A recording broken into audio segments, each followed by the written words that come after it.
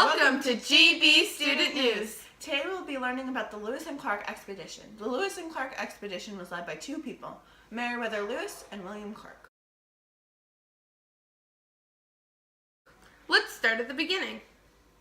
In 1801, Jefferson sent Lewis to the University of Pennsylvania to learn scientific skills necessary for the expedition. He practically became an expert in celestial navigation and wilderness survival techniques. All of these skills helped him navigate his way across America to the Pacific. The expedition was during Thomas Jefferson's presidency. Jefferson was always interested in land west of the Mississippi. Also, he wanted to meet Native American groups in the area to expand fur trade. And that is why he wanted the journey to happen before the deal was complete. In the journals of Lewis and Clark and an entry in Horse Trading 1805, we made them sensible of their dependence on the will of our government for every species of merchandise, as well as their defense and comfort, and apprise them of the strength of our government and its friendly dispositions toward them. It was the first exploration of the Louisiana Territory sponsored by the government. Jefferson asked Congress for $2,500 to explore the Louisiana Territory. Jefferson named Lewis the commander of the Corps of Discovery Exploration because of his knowledge of the Western country and his military service on the frontier in Ohio and Tennessee. Lewis and Clark had served in the Army together, so they were acquainted. Lewis appointed Clark unofficial co-captain of the Corps. The Corps of Discovery consisted of 31 people and one dog. The original group was Lewis and Clark, 3 sergeants, 22 privates, a part Native American frontiersman named George DeLouillard, Clark's slave, and dog. They wanted to reach the Pacific Ocean and make a map of the western land. At the time, Americans knew little about the land in the West. People have always wanted to find a route across America. Explorers such as Christopher Columbus, Jacques Carter, Henry Hudson, Robert La Salle, and Alexander Mackenzie all explored America, recording rivers, trees, plants, and natural geography. They started to prepare in the fall of 1803. They set out on their journey May 14, 1804. The Lewis and Clark expedition was supposed to happen earlier. However, the start of the French and Indian War forced the shelving of those plans. Both Lewis and Clark kept diaries with complex scientific observations. They described flora, fauna, and animals in the wilderness and interactions with Western Native Americans. Also, they recommended good sites for new forts.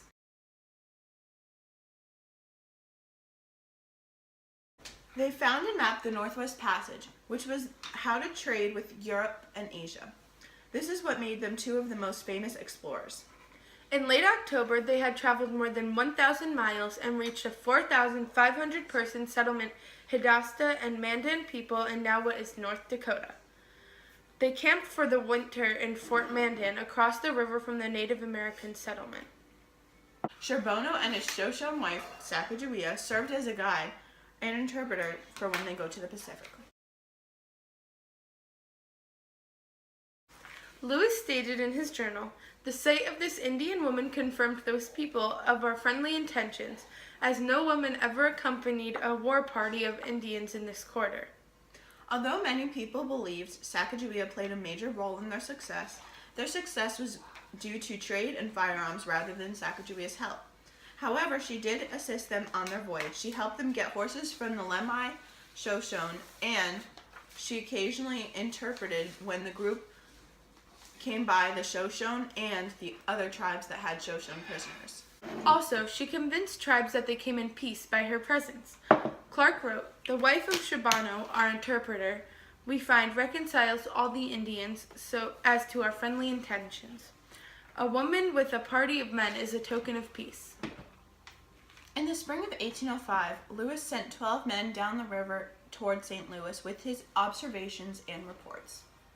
On Friday, June 14, 1805, having forgotten to reload my rifle, a large, or rather brown bear had perceived and crept on me within 20 steps before I discovered him. In the first movement, I drew up my gun to shoot, but at the same instant recollected that she wasn't loaded and that he was too near for me to hope to perform this operation before he reached me, as he briskly advanced on me. In this situation, I thought of retreating in a brisk walk as fast as he was advancing until I could reach a tree about 300 yards below me. But I had no sooner turned myself about, but he pitched at me, open-mouthed and full speed. Between August and September 1805, they went through the mountains by Montana and Idaho. In August 1805, she recognized landmarks, she meaning Sacagawea, recognized landmarks that helped to find Lemhi and their horses. By September, they reached the Columbia River, which caused them to go by canoe. They had 3 boats for their 31 people. September 23, 1806, they returned to St. Louis. Lewis stayed in St. Louis and then headed east again in November.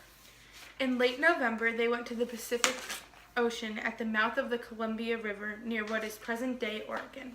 In late December, he went to Washington, D.C. and was received as a conquering hero. Lewis and his men received 2 times the pay and land grants that they were promised. When they returned, Jefferson appointed Lewis governor of the Louisiana Territory and Clark official Native American agent for the West. Lewis wasn't successful on the frontier. Depression and financial problems affected him after his expedition. This caused him to commit suicide in an inn in Tennessee in 1809. Here at GB, we reside in Bethany, Connecticut. How did this affect our state? Well, the Connecticut River was our main way of trading for a long time because of our little technology and a small amount of routes that we could travel. However, after the Lewis and Clark expedition, we were able to trade much more with other countries. They traded fish, rum, and iron bars. That is all for today. And now it's time for, Carla Zeus and stupid cheesy. You're a sick man.